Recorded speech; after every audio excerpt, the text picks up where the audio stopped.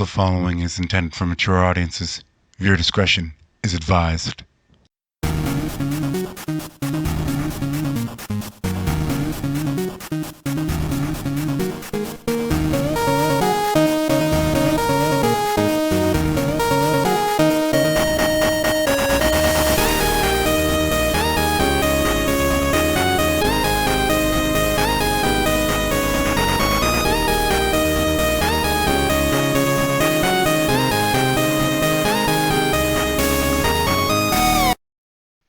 So, like the clip says, this is an audio re-edit. You don't have to watch this if you've already seen it, but I've tuned down the music so it's not as bad. And I've also left a little something at the end that might get some people's interest. Okay, so y'all read the title. I'm pretty sure you can tell where I'm going with this, but like usual, want to do something like this? I'm taking liberties with Deku's dad. And there's also going to be something else I'm going to have to do to make this work that I really hate doing. You'll find that out later. Now, his dad is obviously the one and only Jefferson Pierce. Once again, you guys aren't really strangers to me doing this since I've done this a few times. Alright, so I hope you guys like this. I haven't forgotten about the others. It's just this one was pretty much done. So I figured why not share it. Now, here's the thing about Deku. Sadly, he's a bastard child born of a fling Jefferson had with Inko when he and Lin were having a rough patch. Well, I guess fling is putting it bluntly, since if not for Lin, well, taking him back, he would have put a ring on Inko's finger. But, like I said, she took him back, so that was never to be. Deku is currently 3 in this, and Jefferson has no idea he exists. I am really not about to like what's about to happen. Here we go. Deku and Inko are eating at a Big Belly Burger when none other than All Might gets tossed through the window. The villain that tossed All Might is none other than a Nomu. However, I'm going to take you to a few seconds before this happens. Through the corner of her eye, Inko sees what's about to happen and shields her baby. Or rather, protects her baby. Here comes the pain. Inko is struck by debris while protecting her child. She took a massive blow to the head and died instantly. Izuku would have been a pancake had she not pushed him out of the way. As the Nomu was walking to finish off All Might, Izuku noticed what happened to his mommy. Inko was a doctor. What is it with Jefferson and doctors?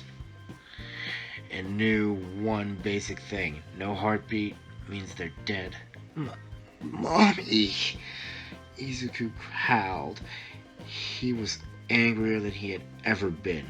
The anger caused his quirk to manifest, and literal black lightning flowed from his hands, and even his eyes. Said lightning was directed at the Nomu.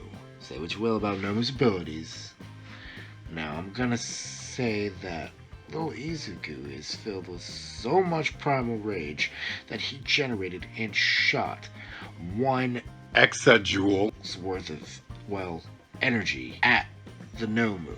I'll do the math here for you. A lightning bolt is reported to have onwards of 1 gigajoule of energy. This baby just shot 1 billion times the power of lightning at the Nomu.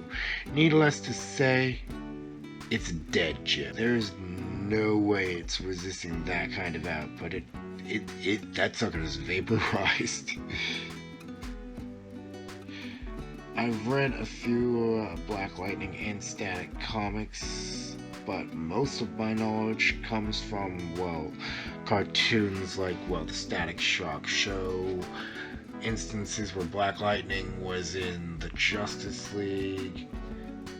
Hell, even, well, that, I don't know if any of you remember, oh god, I barely remember it, so I'm not even going to bring that one up. That was way beyond my time anyway.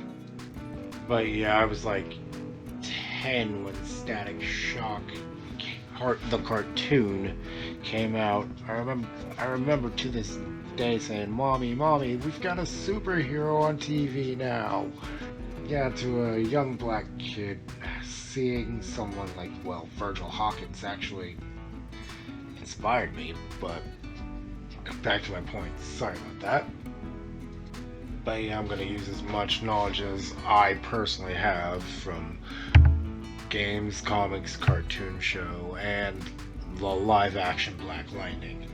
And I'm going to try heavily not to just make this all live-action Black Lightning, but that's where the majority of my knowledge of Black Lightning comes from, so back to it.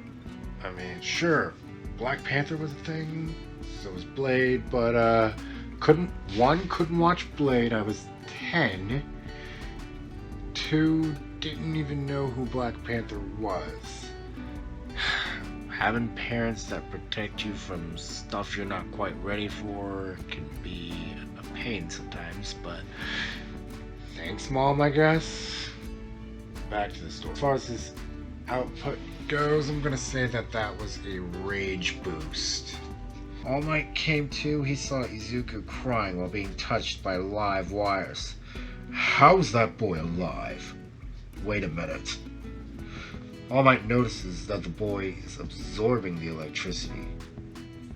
Or rather, the electricity is bouncing off of the kid. And makes a call. Jefferson!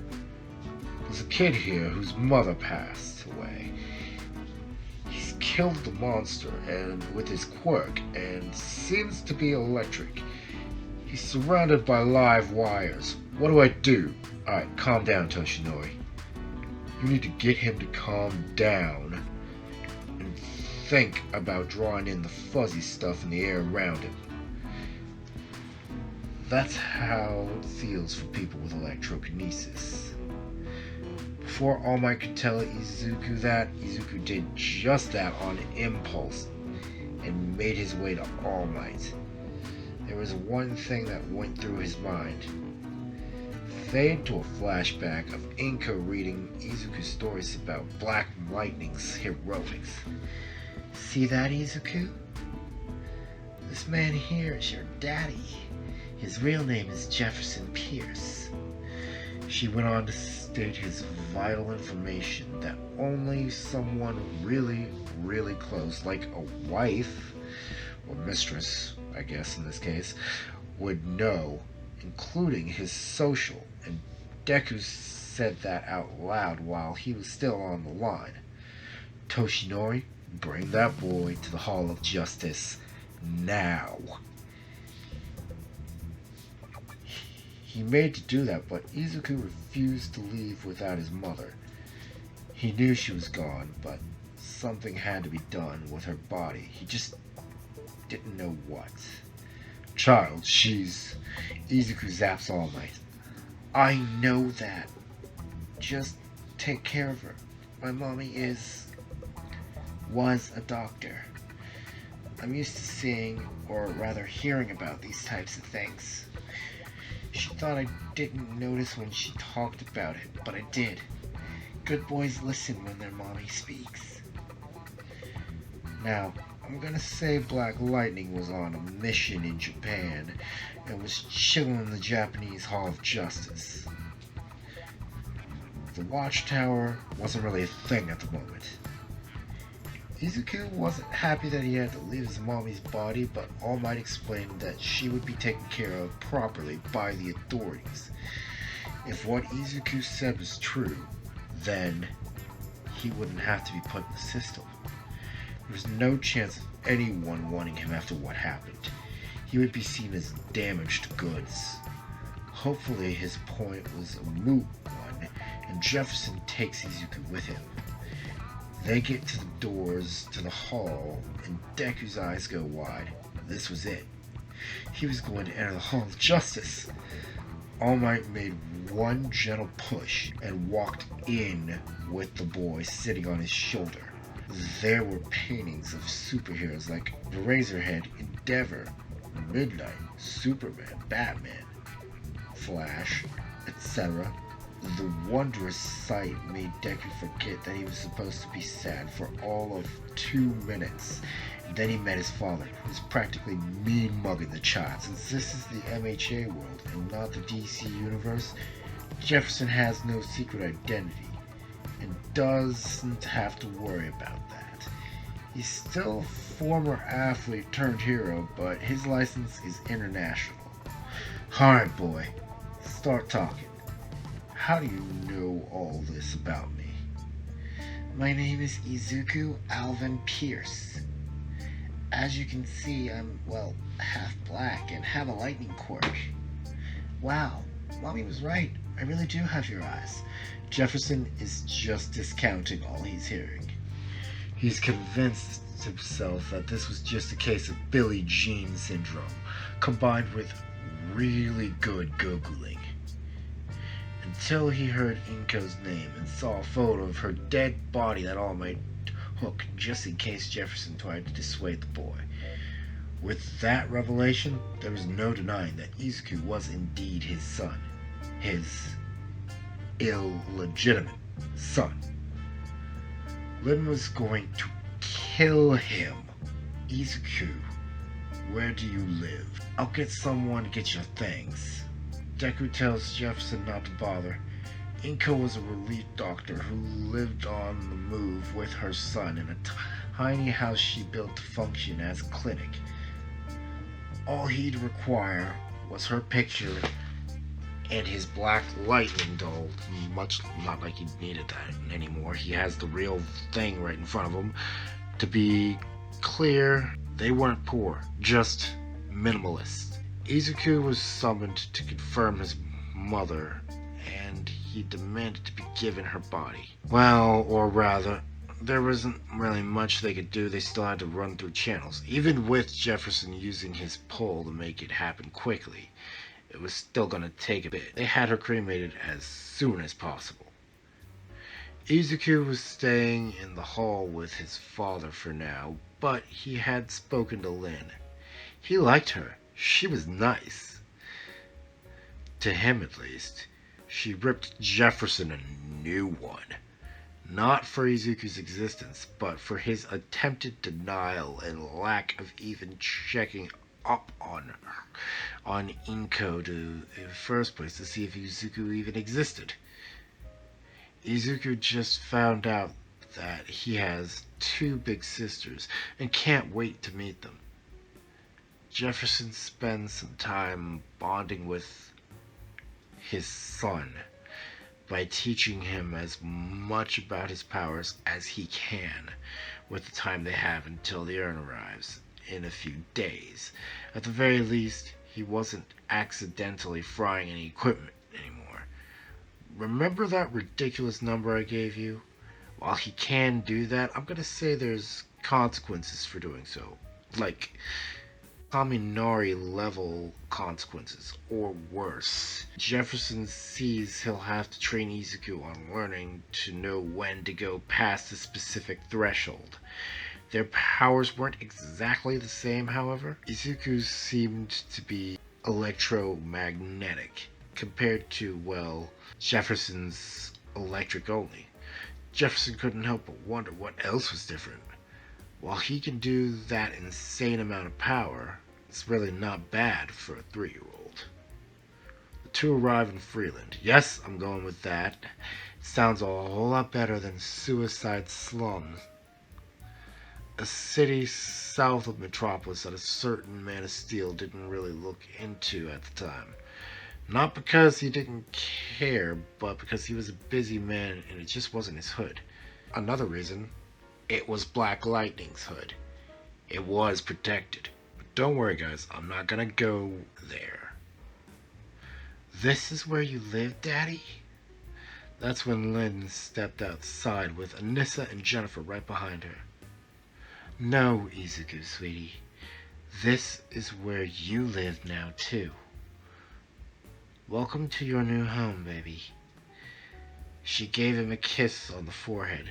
Jennifer was next. Hi. So you're my little brother, huh? I'm not the youngest anymore. Jennifer was generating electricity at an alarming rate, and that Izuku just absorbed and shielded Lin from on reflex. He didn't even know he could do the shield part. Anissa used part of her quirk and smacked Jennifer on the head. Watch a quirk, dummy. If Daddy and Izuku weren't here, you would have fried us all. Hello, Izuku. I'm your big sister, Anissa. I know a little Japanese, and you can talk to me until you understand more English. Now, let me be clear. One, that was in Japanese. And two, he barely understood a word Lynn was saying, but her body language made it she was, well, saying pretty clear. Lynn was welcoming Izuku into their home. He wouldn't call Lynn mommy, but if she really was this nice, maybe mama. And Anissa Ne-chan knew Japanese. Daddy had taught him a little English, and I'm gonna say this right now. I'm sorry for the English I'm about to speak. Thank you very much for allowing me to stay. His accent was horrible, and Jefferson knew it. But that wasn't really bad for only studying for a few hours on a tablet. Izuku was shown a rather luxurious room and was amazed by how much space he had to himself. However, when he went to sleep, or tried to at the very least, he had nightmares as usual. Jefferson was up and waiting for the scream when the power to the house flickered, or more accurately surged. This is a brownout, not a blackout. If you haven't guessed it yet, I'm basically making Deku static with a few twists. But back to it. Izuku never came, and Jefferson went to check on him. His room was empty. Jefferson could sense his energy and saw it in the girl's room. He cracked the door to see Anissa and Jennifer laying in the bed on opposite ends of Izuku, cooing him to sleep. They had taken a shine to having a little brother and seemed to like doting on him. To be clear, their ages are as follows. Izuku, 3. Jennifer, 6. Anissa, 10. I'm not 100% sure if that age difference is correct, but that's what we're gonna go with here. Looks like he gets to keep his man cave for a little while after all.